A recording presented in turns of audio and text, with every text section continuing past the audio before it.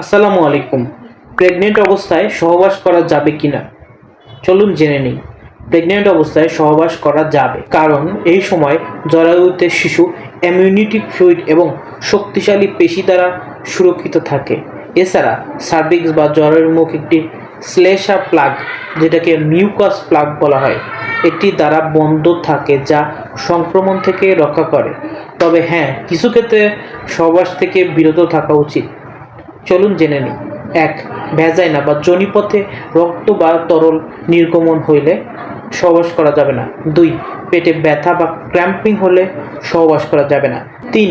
আগের গর্ভাবস্থায় মিসক্যারেজ বা অকাল প্রসবের ইতিহাস থাকলে সহবাসের ক্ষেত্রে সাবধানতা অবলম্বন করতে হবে। ৪. সার্ভিক্স বা জ্বরের মুখ দুর্বল হলে সহবাস করা যাবে না। ৫.